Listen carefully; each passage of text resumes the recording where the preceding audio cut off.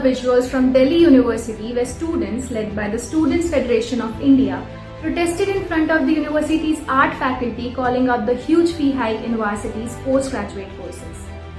Let us look into the issue with me, Soumyangi Yadav, in today's episode of Straight Up by edX Live. The protesting students on Thursday, June 27th, highlighted that the ever-increasing fee of PG courses, especially in a central and public-funded university like DU, places a heavy financial burden on students and impedes their access to quality higher education. Students claim that the university's English department, where the annual fee was already Rs 15,000 until the academic year 2023-24, the tuition fee has now been increased to Rs 25,000. Same goes from many other departments at the university.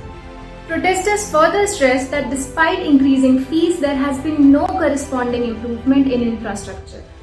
The students also called out Akhil Bharatiya Vidyarthi Parishad, ABVP-led student union, for their lack of accountability and failure to address student concerns. Here is what a protesting student from SFI-DU has to say.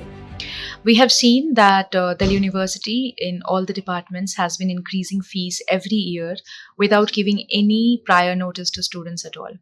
This practice goes against the principles of publicly funded education, which promises accessible education to everyone, regardless of the backgrounds that they come from. We students stand against it, and we will keep resisting and dissenting unless these discriminatory practices are rolled back. Here are snippets from what students have to say.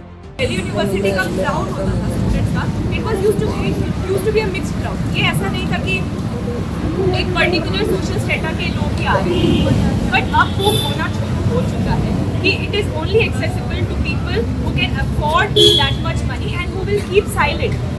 What is your opinion on fee hikes being implemented in public funded institutes like Delhi University?